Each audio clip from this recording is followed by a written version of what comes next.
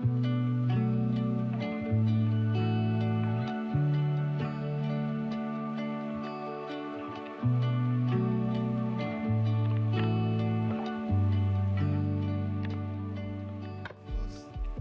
ha recibido como ese olor fragante y como ese perfume agradable en su presencia. Quiero daros las gracias a todos por vuestras oraciones, por vuestros mensajes cuando he estado lejos de casa. La verdad es que han sido de mucha bendición, de mucha alegría poder recibirlos. Creo que en algún momento nos vamos a poder juntar por ahí fuera de nuestro horario de reunión para contaros muchas cosas que han pasado en este mes, en esas 3 semanas en Estados Unidos y una semana en Guatemala. Lo que puedo deciros es que de todo este mes, solamente 6 días no he estado compartiendo acerca del proyecto de nuestra iglesia y de lo que Dios ha hecho en este lugar y con cada uno de nosotros, con lo que está haciendo y con lo que sabemos que Él también va a hacer, con lo que pensamos y soñamos que Él va a hacer. Hoy seguimos con la serie de predicaciones Vivir es Cristo. Y como siempre, gracias Máximo por esas semanas compartiendo, gracias Adrián también por lo que habéis compartido estos pasados domingos, porque han sido de edificación para la iglesia, para cada uno de nosotros.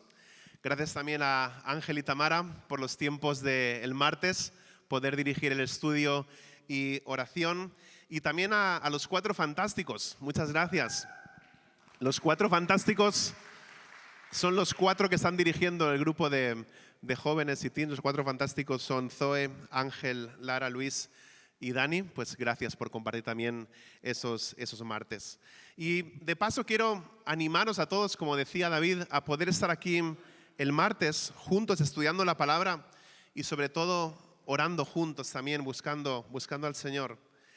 La semana pasada me estaban contando una iglesia bastante grande, una iglesia de unos 800 miembros más o menos, y convocaron a una reunión de oración especial y se juntaron 15 personas.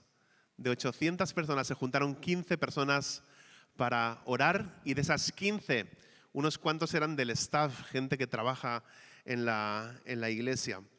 Y me decía uno de los pastores de esa iglesia que eso les sirvió para detectar que tenían una iglesia bebé en ese aspecto. ¿Queréis ser bebé vosotros? Yo no quiero, por lo menos, ser bebé. Yo no quiero, así que te espero el martes. Si queremos ver a Dios moverse con poder y de formas sorprendentes, primero tenemos que someternos a Él en oración como iglesia. Muy bien, hoy vamos a hablar acerca de la amistad. Se dice que una persona es afortunada si puede contar con 5 buenos amigos durante toda su vida. ¿Habéis oído eso antes? Yo recuerdo en una ocasión en que mi padre me dijo de una forma algo contundente, me dijo: mira, Pablo, escucha bien lo que te digo, durante toda tu vida vas a poder contar con los dedos de una mano tus verdaderos amigos y te van a sobrar dedos. Esto me lo decía porque íbamos por la calle ahí en Vilafranca del Penedés, donde yo crecí, y me iban contando un montón de gente y saludaba a la gente y mi padre me decía: ¿y ese quién es? Y yo le decía: es un amigo. Y aquella es una amiga y aquel un amigo, y todos eran amigos. Entonces mi padre aprovechó ese momento para decirme: recuerda que los verdaderos amigos durante toda tu vida la vas a poder contar con los dedos de una mano. Un informe sociológico elaborado por el Instituto Santa Lucía, aquí en España, señala que la soledad no deseada es un problema que le preocupa al 93% de la sociedad. Es un fenómeno frecuente y reconocido como un problema social serio. Vivimos en la época más conectada de la historia, pero donde las personas se encuentran más solas, más solitarias. Eso tiene impactos en la salud mental, como depresión, ansiedad, y requiere atención desde políticas públicas, salud comunitaria. Y en este último bloque entramos nosotros como iglesia, aunque como siempre dejan el papel de la iglesia completamente al margen. Pero la soledad no solamente es un problema clínico, es profundamente relacional y espiritual. Tiene que ver con el sentido de pertenencia, con el sentido de vínculo. Y ahí la iglesia tiene algo que el Estado no puede fabricar, que es una comunidad viva de creyentes, una comunidad auténtica, una comunidad voluntaria y significativa. Y a veces podemos pensar que Dios solamente está interesado en los asuntos espirituales, pero la verdad es que Jesús murió en nuestro lugar, no solamente para restaurar nuestra relación con Dios, sino para consolidar también nuestra amistad con otros. De hecho, la Biblia tiene mucho más que decir sobre las relaciones interpersonales que acerca de la teología y la doctrina. Por eso hoy quiero compartiros que para crecer en fidelidad debemos contar con amigos fieles. Nadie sigue a Cristo en solitario. Dios usa a las personas a tu alrededor para formarte en la persona que Dios quiere que seas. Todos necesitamos amigos que nos pulan, amigos que nos aconsejen, amigos que nos animen, amigos que nos consuelen. Os he hablado muchas veces de mi amigo Mario Estrada, ahí en Guatemala, con quien tuve la oportunidad de compartir la tarde de este pasado lunes y también junto con su esposa Katy. Y cuando él me llevó de regreso a casa y nos paramos enfrente de la casa de mis suegros por un rato, él me dijo: ¿te puedo decir algo con mucho amor, Pablo? Le dije: bueno, adelante, dime lo que sea. Y ahí estuvimos como una hora hablando y orando también bastante rato. Me acordé cuando él me hablaba de este versículo en Proverbios 27:9, que dice: el ungüento y el perfume alegran el corazón, y dulce para su amigo es el consejo del hombre. Un poco más abajo, en este mismo capítulo de Proverbios, dice: el hierro se afila con el hierro y el hombre con el trato con el hombre. Al leer las cartas de Pablo me estaba fijando en la cantidad de veces que menciona nombres de personas, más de 70 nombres diferentes en todas sus cartas. En nuestra cultura, los nombres que más recordamos son aquellos de las personas que han logrado algún éxito, sea en el ámbito del deporte, de la música o actores, cualquier otra cosa, ¿no? En nuestro pasaje para el día de hoy se nos dan dos nombres como un ejemplo que son muy buenos para nosotros. Dos nombres que constantemente están en el top de la lista de amigos del apóstol Pablo, que son Timoteo y Epafrodito. Así que vamos a Filipenses capítulo 2, versículos del 19 al 24. En este pasaje Pablo expresa su alta estima por Timoteo y lo pone como un ejemplo de un siervo sin egoísmo. Dice así la palabra: espero en el Señor Jesús enviaros pronto a Timoteo, para que también yo cobre ánimo al recibir noticias vuestras. Nadie como él se preocupa de veras por vuestro bienestar, pues todos los demás buscan sus propios intereses y no los de Jesucristo. Pero vosotros conocéis bien la entereza de carácter de Timoteo, que ha servido conmigo en la obra del Evangelio, como un hijo junto a su padre. Así que espero enviároslo tan pronto como se aclaren mis asuntos, y confío en el Señor que yo mismo iré pronto. Este capítulo 2 ya vimos hace unas semanas que empieza con Jesús como nuestro ejemplo final a seguir. Y como aprendimos la semana pasada, la vida del apóstol Pablo también es un ejemplo a seguir para cada uno de nosotros. Y aunque hoy vamos a hablar de Timoteo o de Epafrodito como modelos para nosotros, no nos olvidemos que el centro y que nuestro modelo sigue siendo Jesús. En 2 de Timoteo 1:5 ya vimos que se nos da un poco de historia, de trasfondo acerca de quién es Timoteo. Dice 2 Timoteo 1:5: traigo a la memoria tu fe sincera, la cual animó primero a tu abuela Loida y a tu madre Eunice, y ahora te anima a ti. De eso estoy convencido. El apóstol Pablo posiciona a estas dos madres misioneras en una época en la que las mujeres raramente eran mencionadas por nombre. Pero este equipo de discipulado, de madre e hija, se tomaron muy en serio su papel. Y esto nos demuestra también que una madre puede vivir de manera misional con o sin la ayuda del padre. El apóstol Pablo discipuló a Timoteo. Con el tiempo se convirtió en un compañero de Pablo en el Evangelio y sirvió como pastor en la iglesia de Éfeso. Timoteo era originario de Listra, lo que es hoy la parte centro-sur de Turquía. Timoteo creció en una casa multicultural, con un padre griego y una madre y abuela judeocristianas. Esa exposición a la cultura griega y judía le sirvieron muy bien para ayudar a Pablo en la extensión del evangelio a los gentiles, a todos aquellos que no eran judíos. Timoteo estaba con Pablo en Corinto, él fue enviado a Macedonia y fue también el asistente de Pablo para escribir la carta a los romanos, segunda de Corintios, Filipenses, Colosenses, primera y segunda de Tesalonicenses y también Filemón. Se dice que Timoteo era el único representante autorizado de Pablo en el evangelio. A primera vista, esta sección de la escritura no parece muy atractiva, ¿no? Parece más como un diario de bitácora, alguien explicando algunas cosas, pero es mucho más que eso. Y creo que podemos aprender muchas cosas acerca de la vida de Timoteo o de lo que nos dice en este punto acerca de Timoteo. La primera cosa que creo que podemos aprender es a ser más cariñosos. En el versículo 19, Pablo espera enviar a Timoteo a los filipenses por dos razones.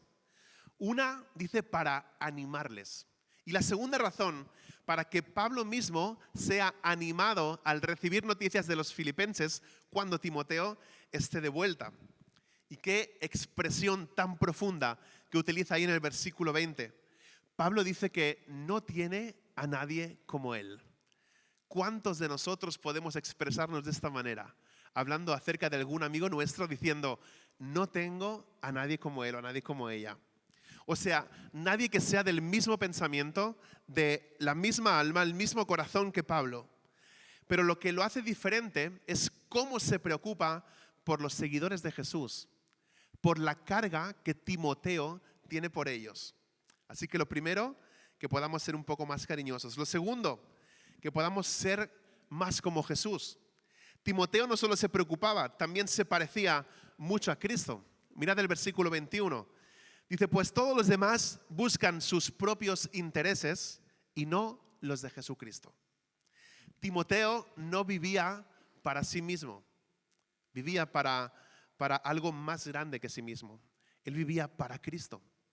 Y el deseo nuestro como pastores, el deseo como predicadores, el deseo de los que estamos al frente de esta congregación, los que estamos llevando adelante esta serie en Filipenses que hemos titulado Vivir es Cristo, es que cada uno de los que estamos aquí podamos llegar a decir que vivimos para Cristo, no solo cantarlo, porque hemos cantado y a veces cantar es fácil. Hemos cantado, mi vida doy, pero me gustaría verlo. Me gustaría ver si en verdad somos capaces de dar nuestra vida por Cristo, de la misma forma que lo hemos cantado. Y fíjate que dice, pues todos los demás buscan sus propios intereses. ¿Quiénes son todos los demás? ¿Quiénes son todos? ¿Quiénes son todos? Todos son todos. No hay más, no hay más respuesta. Pero Timoteo se destaca por encima de todos los demás porque sus intereses han sido consumidos por los intereses de Cristo. Ser más cariñosos, ser más como Cristo y poder unirnos con otros creyentes es la tercera cosa. Se podía contar con Timoteo porque él estaba constantemente comprometido con los propósitos del Evangelio. Lo hemos visto en el versículo 22, dice, pero vosotros conocéis bien la entereza de carácter de Timoteo, que ha servido conmigo en la obra del Evangelio. Otras traducciones dicen, conocéis bien sus méritos, sus probados méritos o sus méritos. Timoteo fue templado por el sufrimiento y tenía una reputación bastante notable.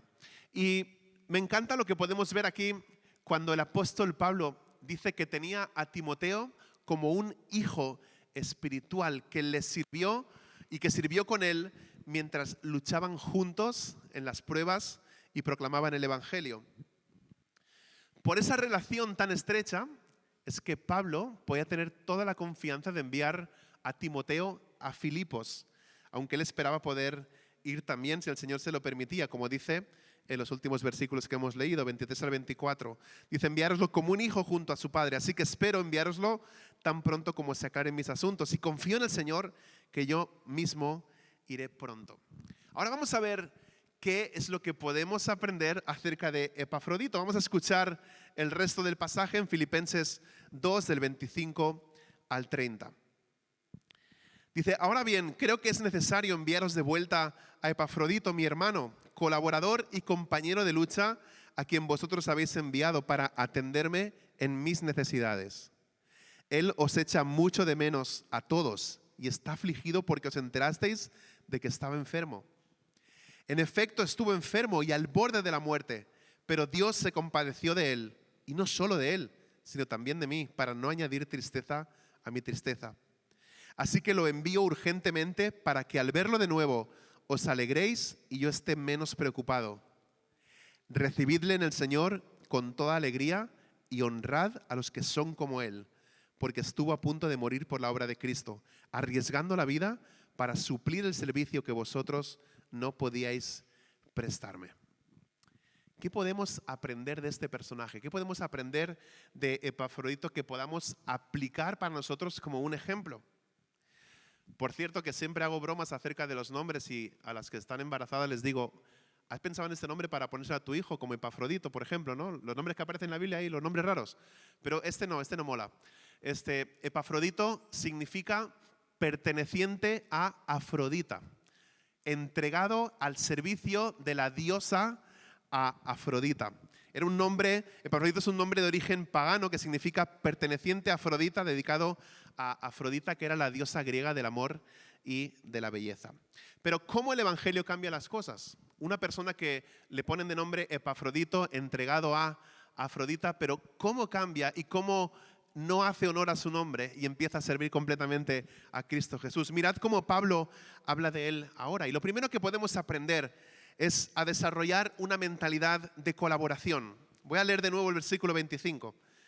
Ahora bien, creo que es necesario enviaros de vuelta a Epafrodito, mi hermano, colaborador y compañero de lucha, a quien vosotros habéis enviado para atenderme en mis necesidades.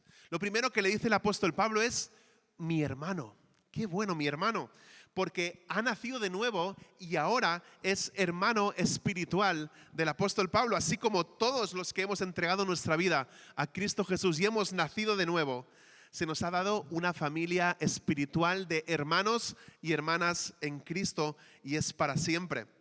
Luego dice mi colaborador. ¿Por qué? Porque ellos han estado trabajando juntos en el avance del Evangelio. Mi compañero de luchas o de milicias, porque si estás comprometido con el servicio, has entrado a una guerra espiritual. Somos una comunidad, formamos parte de una causa y estamos en conflicto espiritual con un enemigo que es realmente perverso. Luego habla de Epafrodito como alguien a quien él ha enviado. Esta palabra es la que se traduce muchas veces como apóstol o misionero. Y aunque para los filipenses era un mensajero que enviaba un paquete, para Pablo era mucho más que eso. Dice, alguien para atenderme en mis necesidades. Es decir, un siervo. Epafrodito se dedicó por completo a satisfacer las necesidades de Pablo.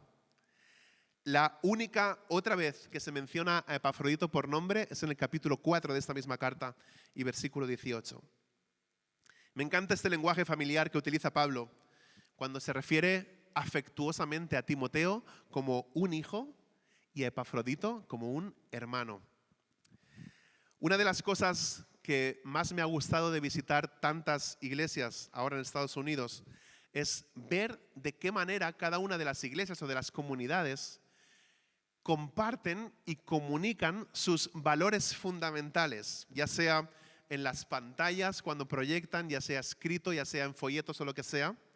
Os voy a compartir una de las cosas que más me gustó y a lo mejor podríamos copiarla o mejor dicho adoptarla para nosotros. Uno de los lemas de una de las iglesias que visité decía, donde los invitados se convierten en amigos y los amigos se convierten en familia. Qué bueno, ¿verdad? Otra decía, ven como invitado, conviértete en familia.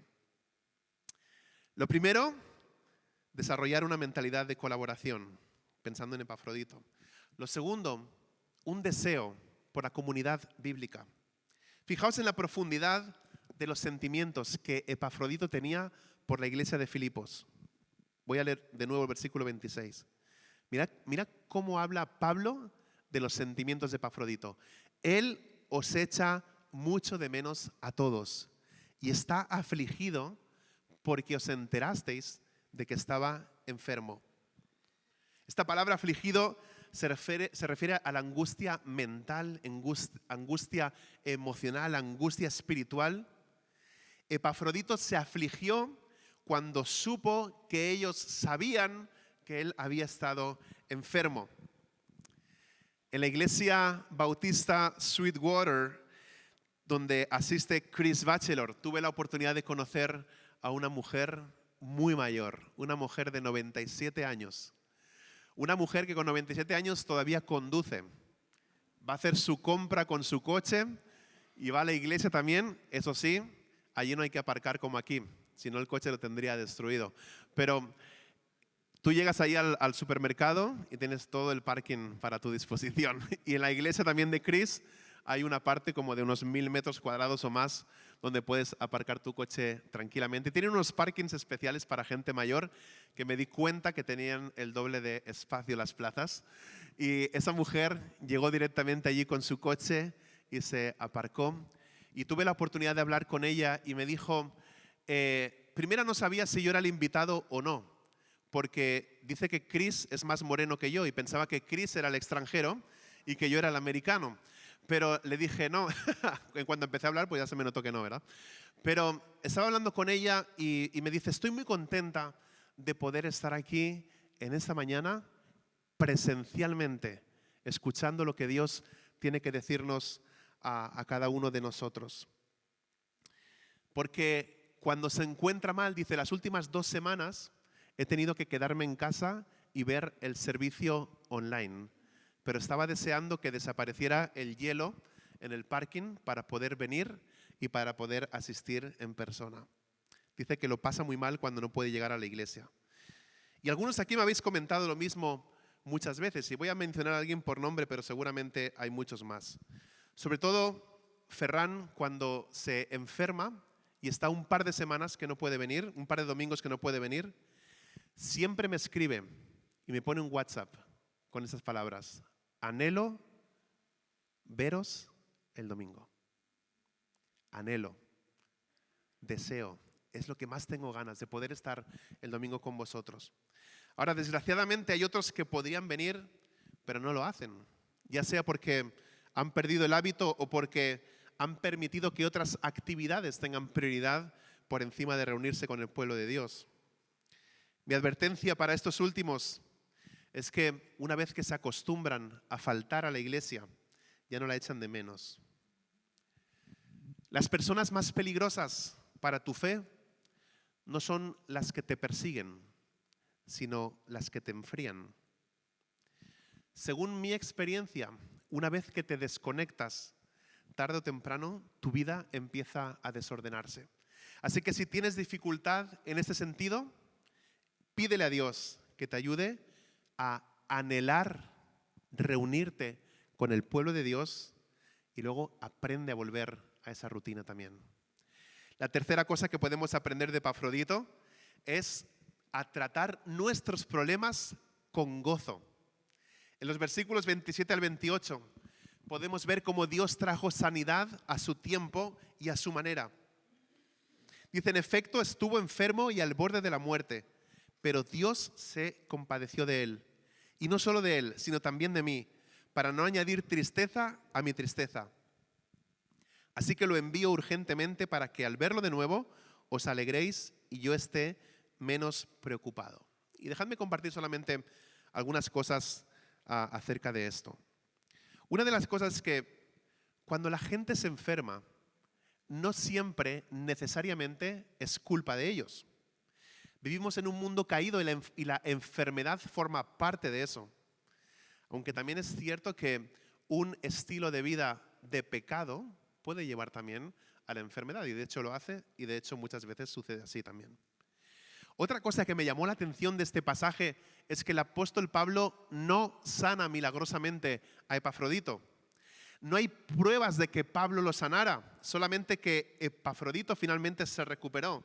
En el versículo 27 dice, pero Dios se compadeció de él. No importa lo que estés pasando. Recuerda estas dos palabras. Recuerda esta frase. Pero Dios. ¿La puedes repetir conmigo? Pero Dios. Pero Dios. Pero Dios. Las palabras pero Dios son las mejores palabras de toda la Biblia. Y aparecen unas 50 veces. Las hemos cantado hace poco, ¿no? Con una canción que cantamos de un corazón que se llama Solo Dios. Puede ser que Dios no te sane físicamente, pero Él te va a ayudar. Cuando tú te sientas débil, recuerda el Salmo 73, versículo 26. Podrán desfallecer mi cuerpo y mi espíritu, pero Dios fortalece mi corazón.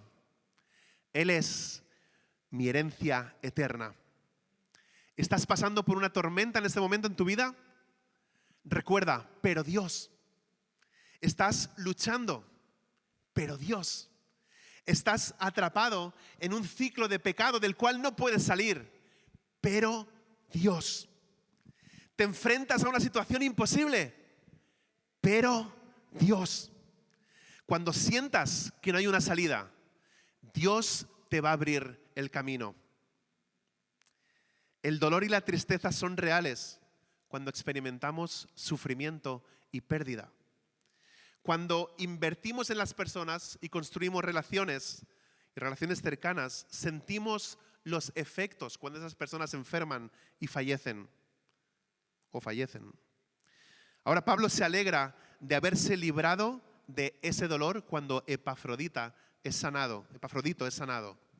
Y esto nos recuerda que debemos estar al lado de las personas cuando atraviesan los momentos difíciles.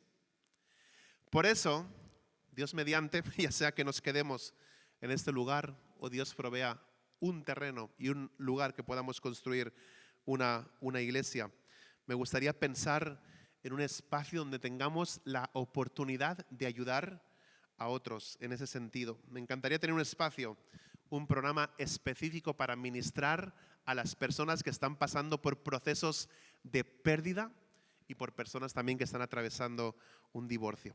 Bueno, cuarta y última lección que podemos aprender de Epafrodito es que podamos dedicarnos al Señor por completo. En el versículo 29 se nos llama a aceptar y honrar a los siervos entregados como Epafrodito. Dice, recibidle en el Señor con toda alegría y honrad a los que son como Él. Se le dan dos instrucciones a los filipenses acerca de Epafrodito. Una, recibidlo con alegría, y dos, reconocedlo con honra. Recibidlo con alegría. La idea es aceptarlo como a un amigo perdido desde hace mucho tiempo. Esta misma palabra se utiliza para referirse a Jesús recibiendo a los pecadores, como Él hacía siempre, a su mesa con gracia y alegría. Y reconocerlo con honra. Honrar es tratar a alguien con la importancia que esa persona se merece, dándole el respeto que se merece. Primera de Tesalonicenses 5, 12 al 13 lo expresa muy bien. Hermanos, os pedimos que seáis considerados con los que trabajan arduamente entre vosotros y os guían y amonestan en el Señor. Tenedlos en alta estima y amadlos por el trabajo que hacen. Vivid en paz unos con otros. Como aprendimos con Máximo el fin de semana pasado, el apóstol Pablo se entregó completamente como una libación, nos explicaba que era eso, como un sacrificio completamente para el Evangelio, y encima hizo todo eso con gozo.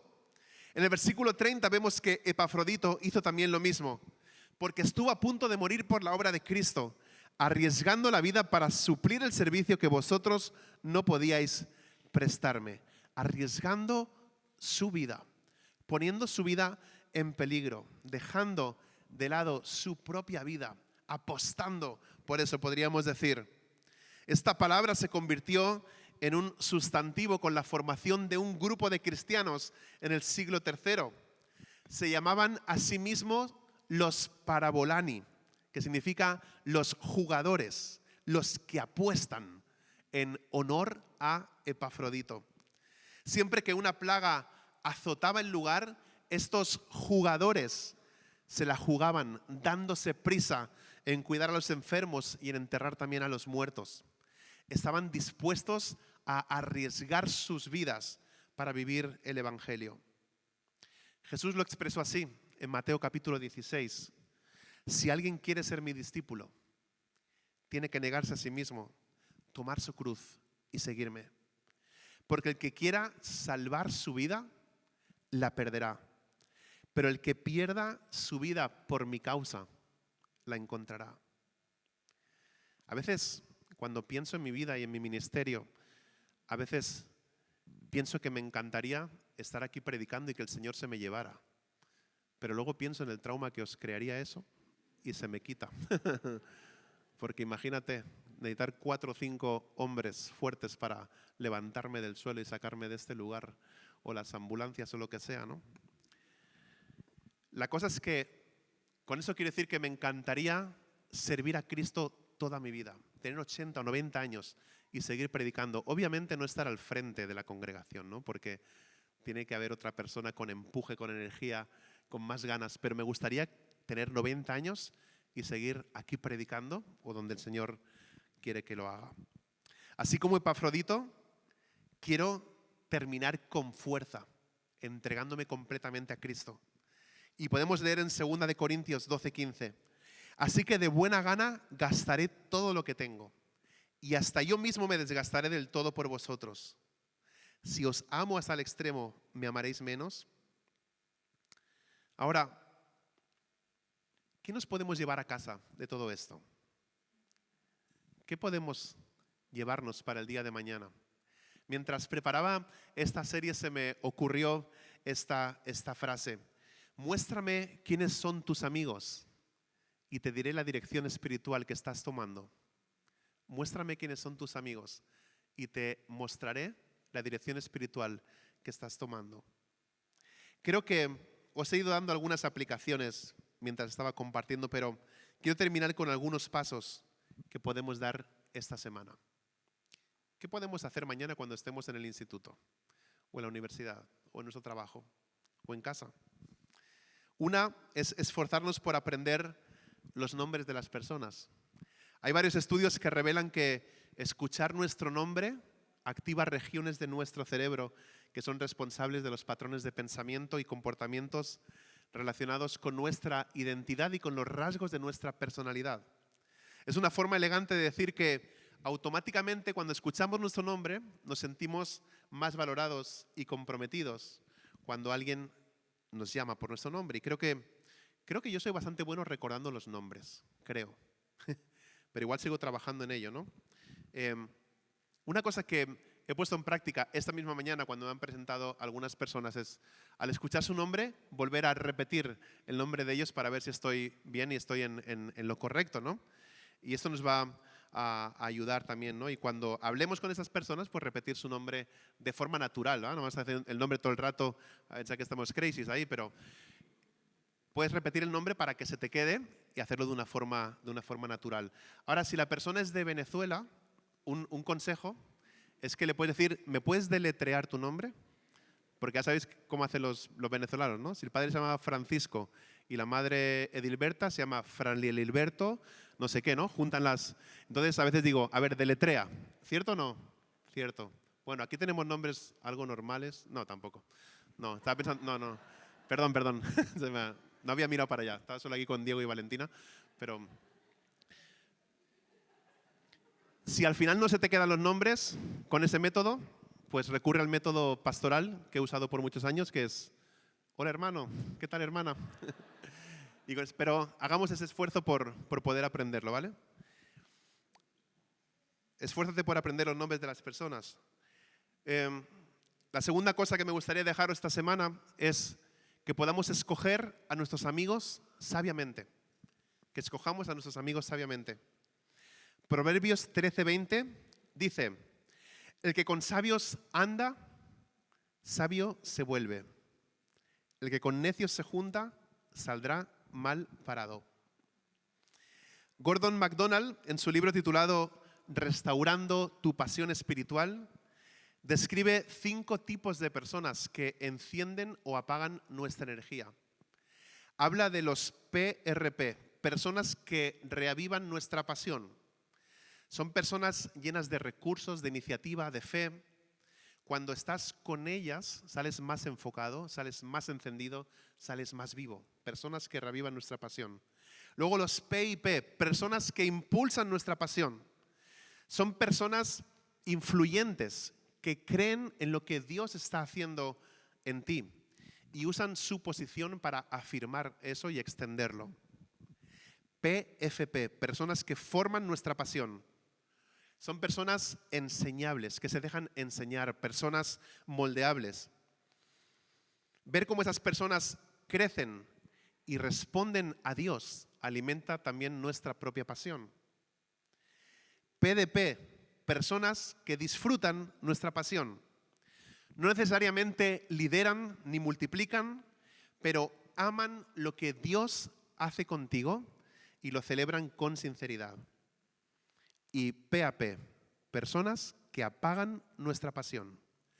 Te drenan la energía, te drenan la fe, te drenan el enfoque, no edifican, no avanzan y si no tienes discernimiento pueden desgastarte espiritualmente. Ahora, para tener equilibrio en nuestras vidas, debemos asegurarnos de no estar sobrecargados con uno o dos de estos tipos de personas. Las personas que forman nuestra pasión y en menor medida las que disfrutan nuestra pasión y las que nos apagan son personas que nos ayudan o nos pueden ayudar a mejorar. En otras palabras, debemos tener amigos que nos influyan de manera positiva y poder también nosotros influir de manera positiva en los demás sin dejar que ellos nos influyan de manera negativa. Luego volvéis a escuchar la grabación porque era un poco trabalenguas, ¿vale? Otra cosa que me gustaría dejaros es que podamos unirnos a esta familia de la fe que somos aquí en Betel.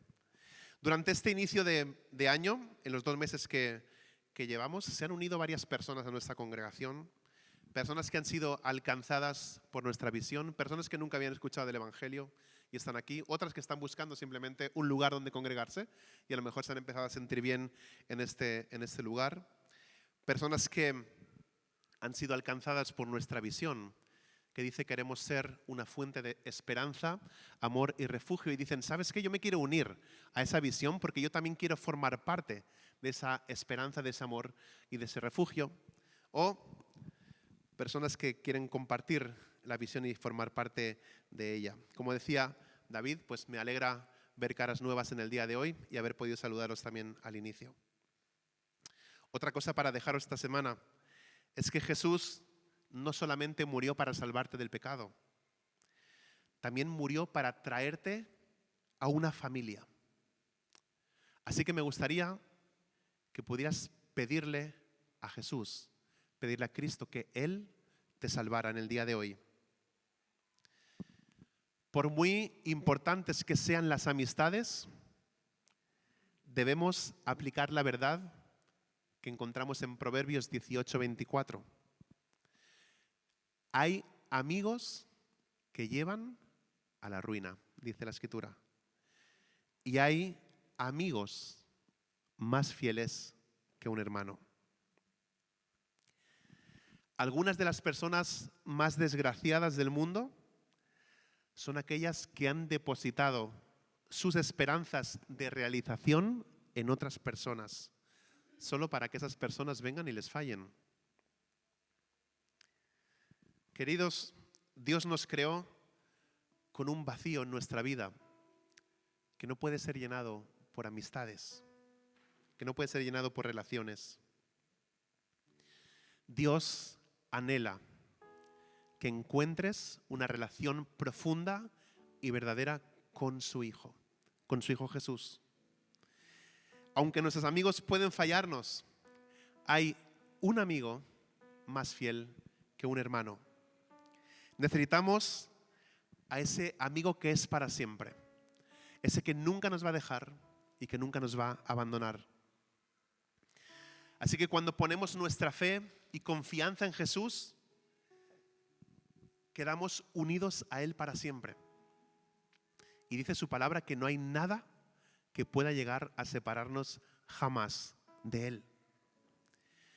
Un predicador dijo en una ocasión: el que quiera ser feliz aquí debe tener amigos. Y el que quiera ser feliz en el más allá debe, por encima de todas las cosas, encontrar un amigo en el mundo venidero, y es Jesús. Por último, ríndete al Salvador y sírvele con todo lo que tienes. Te quiero preguntar algo. Hoy no he hecho preguntas, así que van al final en vez del inicio. ¿Has estado viviendo solo para ti mismo? Esa es mi pregunta. ¿Has estado viviendo solo para ti mismo? Creo que es el momento. Creo que es hora de rendirse al Salvador y vivir para Él para siempre.